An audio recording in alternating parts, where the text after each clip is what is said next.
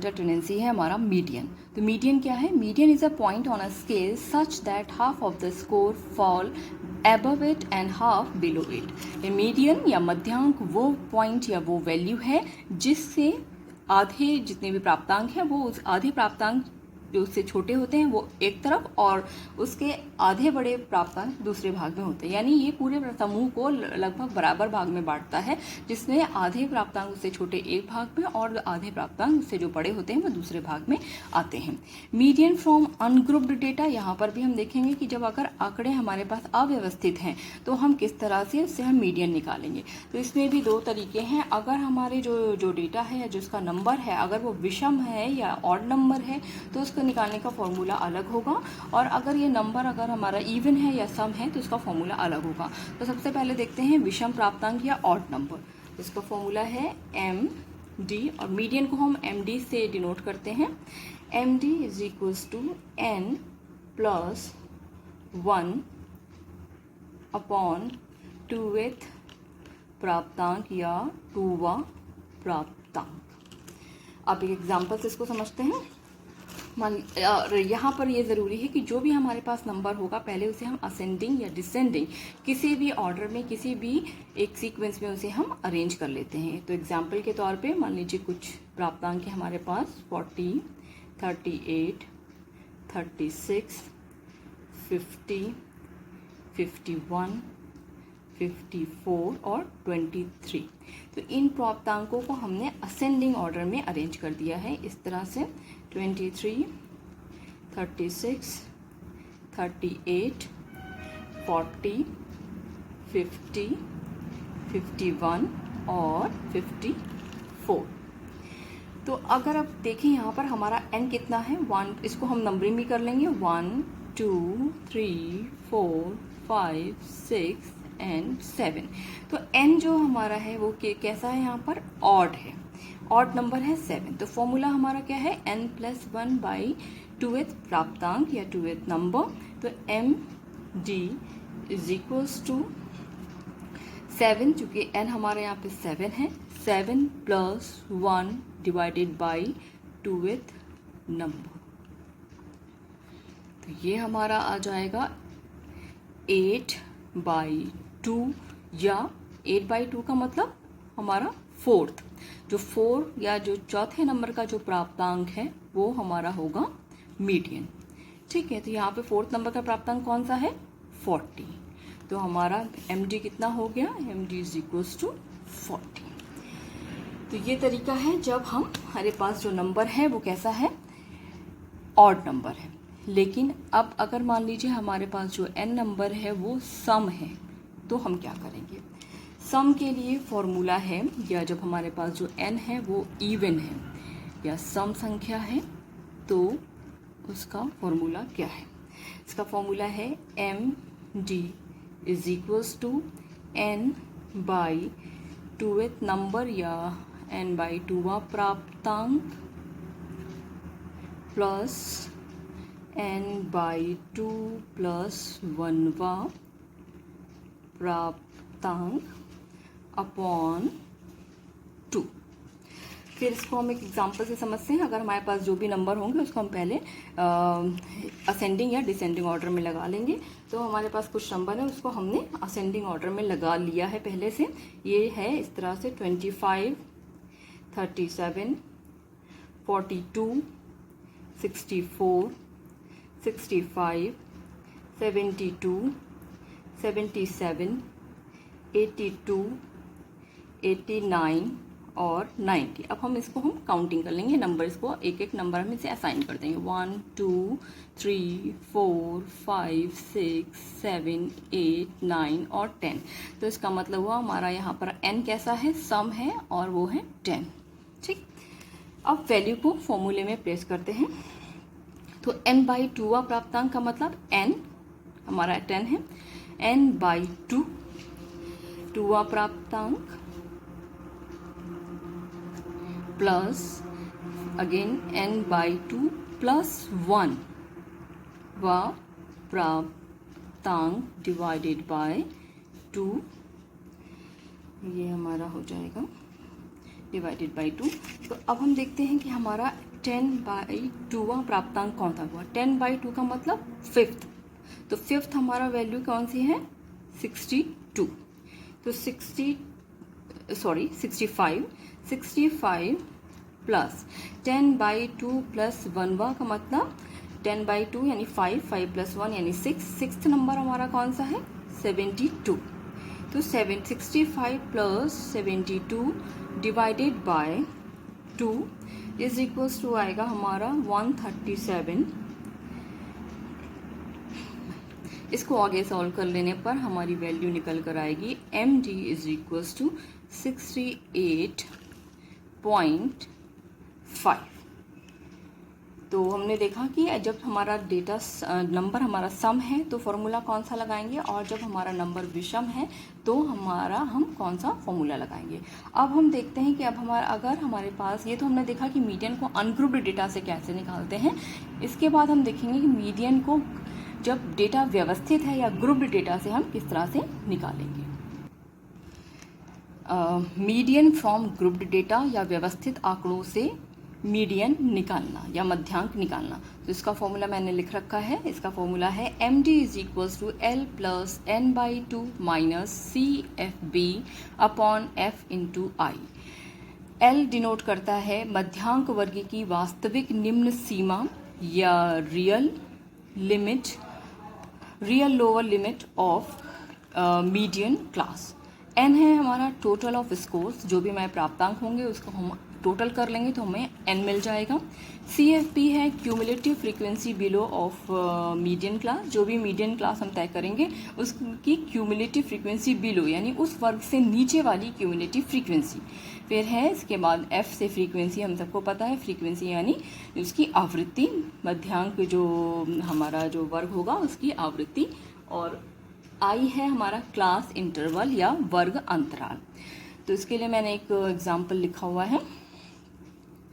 तो सपोज हमारे पास ये व्यवस्थित डेटा है। व्यवस्थित डेटा का मतलब जब डेटा स्कैटर्ड वे में ना होके बल्कि वो क्लास में उसमें निश्चित वर्ग में बटे हुए हमारे सामने होते हैं, उसकी फ्रीक्वेंसी दी हुई होती है, तो इसको हम व्यवस्थित डेटा या ऑर्गेनाइज डेटा कहते हैं।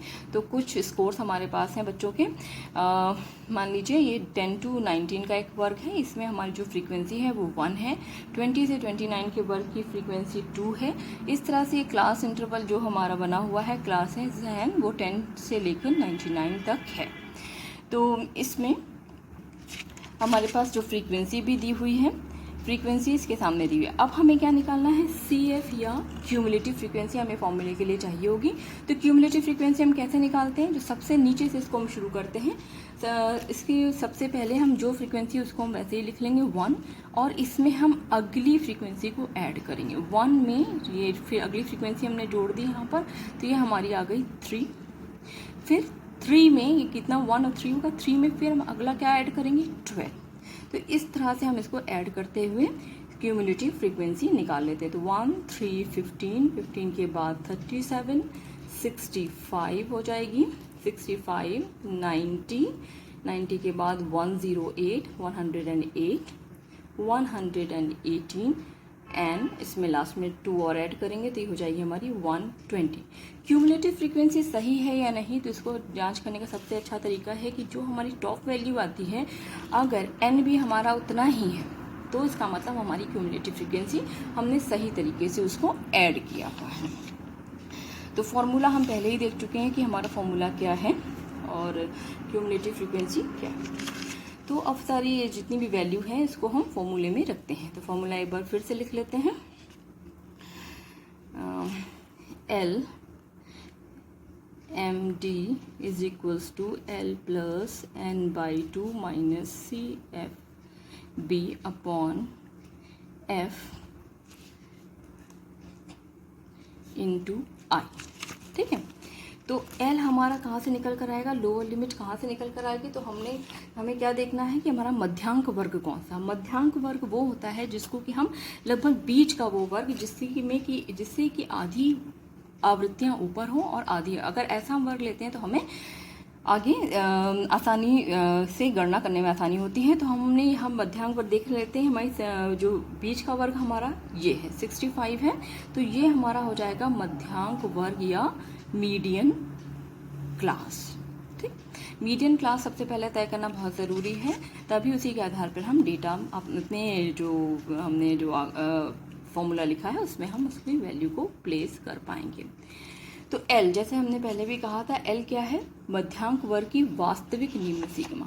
तो मध्यांक वर्ग हमारा क्या है यहाँ पर? 50 है। तो 50 की वास्तविक लोअर लिमिट जैसे अभी हमने निकालनी बताई थी, इसमें से हम 0.5 लेस कर देंगे तो हो जाएगी ये 49.5 प्लस n/2। n हमारा कितना है यहाँ पर? 120 है। 120/2 minus cumulative frequency below. Cumulative frequency ये हमारा मध्यांक वर्ग है, इसको हम मीडियन क्लास कहते हैं। मीडियन क्लास, और मीडियन क्लास से नीचे की जो वैल्यू है हमारी क्यूमुलेटिव फ्रीक्वेंसी बिलो, वो हमारी हो गई है 37,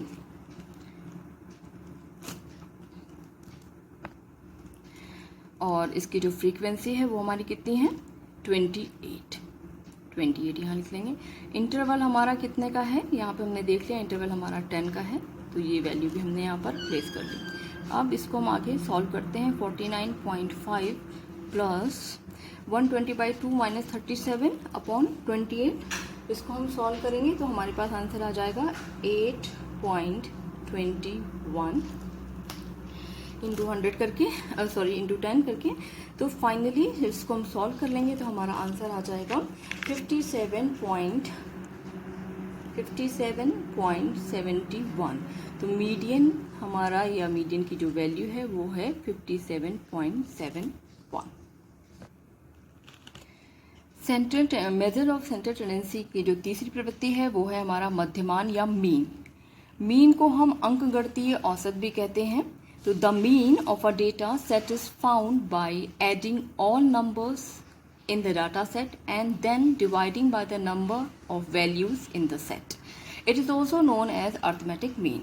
मध्यमान का मतलब जो समस्त प्राप्तांक है, प्राप्तांकों के योग को उसके नंबर से डिवाइड अगर हम करते हैं तो जो वैल्यू हमें मिलती है उसे हम मीन कहते हैं, या साधारण भाषा में इसको हम औसत भी कहते हैं। ठीक है, ये सभी जितने भी प्राप्तांक हैं उसके औसत को या एवरेज को दिखाता है। तो मीन फ्रॉम अनग्रुप्ड डेटा, जैसे अभी हमने मध्यमान और मोड को भी अनग्रुप्ड डेटा से पहले निकाला था, उसी तरह से मीन को भी हम पहले अनग्रुप्ड या अव्यवस्थित जो डेटा है, आंकड़े हैं, उससे हम निकालेंगे। तो इसका फॉर्मूला है m = σx/n। इसको भी एक एग्जाम्पल से देख लेते हैं। मान लीजिए यहाँ पर हमारे पास कुछ नंबर हैं 67, 65.5, 13.2, 15, 12 एंड 18.3। बहुत ही आसान है इसको निकालना। तो m इसको जो मीन है हमारा, उसको हम m से डिनोट करते हैं। तो सिग्मा x का मतलब ये जितने भी स्कोर्स हैं हमारे पास, जो प्राप्तांक है हमारे पास, उसको हम ऐड कर लेते हैं। तो इसको जो हम ऐड करते हैं तो ये आता है हमारे पास 191। n हमारा है यहाँ पर 1, 2, 3, 4, 5 एंड 6। तो n = 6 है, और ये जो इसका टोटल है इन सारे नंबर्स का वो है 191। 191 को डिवाइड हम करेंगे 6 से तो हमारा वैल्यू आती है 31.83। तो यहाँ पर हमारा जो मीन है वो कितना हो गया? 31.83। अब हम देखते हैं कि मीन को हम ग्रुप्ड डेटा या व्यवस्थित आंकड़ों से किस तरह से निकालें। तो मध्यमान को हम देखते हैं मीन फ्रॉम ग्रुप्ड डेटा। इसके लिए हमने एक एग्जाम्पल को लिखा हुआ है यहाँ पर। एग्जाम्पल है हमारा, यहाँ पर कुछ क्लासेस बनी हुई हैं जो कि 35 से लेकर 89 तक है, और सब इसके सबके सामने हमने फ्रीक्वेंसी भी लिखी है। तो ये हमारे ये जो कॉलम है वो दिखा रहा है वर्ग क्या है, ये है फ्रीक्वेंसी, और फ्रीक्वेंसी का अगर हम टोटल कर देते हैं तो ये है n = 40। नेक्स्ट कॉलम है हमारा डेविएशन का या डी का। तो यहाँ पर हम ये देखेंगे, सबसे पहले ये निकालेंगे हम, चूँकि जो इस समय हम निकाल रहे हैं ग्रुप्ड डेटा, वो हम निकाल रहे हैं अज्यूम्ड मीन, जिसको हम कहते हैं कल्पित माध्य विधि या शॉर्ट मेथड भी इसको हम कहते हैं। तो इसमें हम देखते हैं कि जो सबसे ज़्यादा जिसकी फ्रीक्वेंसी जिसमें आ रही है उसको हम अज्यूम्ड मीन वाला वर्ग मान लेते हैं। ये मान के चलते हैं कि इसी वर्ग में हमें मीन मिलेगा या इसी क्लास में मीन कहीं होगा। तो जिस भी फ्रीक्वेंसी को, जिस भी क्लास को हमने ये मीन क्लास माना है या अज्यूम्ड मीन माना है कि यहाँ पे अज्यूम्ड मीन होगा, तो उसके ठीक सामने के जो डेविएशन है उसको हम 0 मान लेते हैं और ऊपर की वैल्यूज़ को हम 1, 2, 3, 4 और 5 और नीचे इसी तरह से ये आता जाएगा, हमारा वैल्यू सारी माइनस में हो जाएंगी। 1, 2, 3, 4 और ये हो गया हमारा 5। अब इसके बाद हमारा क्या है, एफ डी यानी एफ और डी का हम आपस में मल्टीप्लिकेशन करेंगे या इसको मल्टीप्लाई करेंगे। तो 2 और 5 का मल्टीप्लिकेशन हमारा हो गया 10। इसी तरह से बाकी वैल्यू भी 3 × 4 यानी 12, फिर हमारी और ये वैल्यू आ गई 3, 10, 6, नीचे हमारा ये वैल्यू सारी माइनस में आएगी, 2, 6, 15, 8 एंड 5। तो जितनी भी वैल्यूज़ ये प्लस में है इनको हम टोटल कर लेंगे, 10, 12, 3, 10 एंड 6। ये वैल्यू हमारी टोटल करके आती है 41। ये वैल्यू हमारी प्लस की है। और इसी तरह ये जितनी वैल्यूज़ नीचे लिखी है माइनस में है, तो इसको हम इसका टोटल अलग करेंगे। ये वैल्यूज़ आ गई हमारी -36। अब -36 है और +41 है, तो यहाँ पर हमारा जो ये सिग्मा एफ और डी है वो आ जाता है 5। अब हम जितने भी वैल्यूज़ हैं उसको हम फॉर्मूले में रखते हैं। तो फॉर्मूला अभी हमने डिस्कस नहीं किया है। हाँ, फॉर्मूला को हम लिखते हैं कि हमारा अज्यूम्ड मीन क्या है, या कल्पित माध्य विधि से जब हम मध्य मान निकालते हैं तो हमारा फॉर्मूला क्या है, ये है m = am plus, sorry m है इसके बगल में लिखना है, am प्लस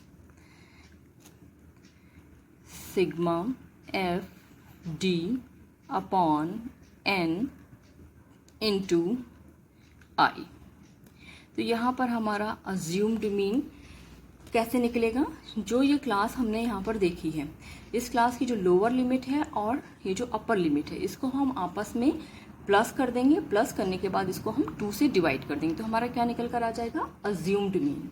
तो अज्यूम्ड मीन हमारा यहाँ पर ये हो जाएगा 60 और 64, यानी ये जितनी भी ये जो वैल्यू आ रही है इसको हम 2 से डिवाइड कर देंगे, तो हमारा अज्यूम्ड मीन।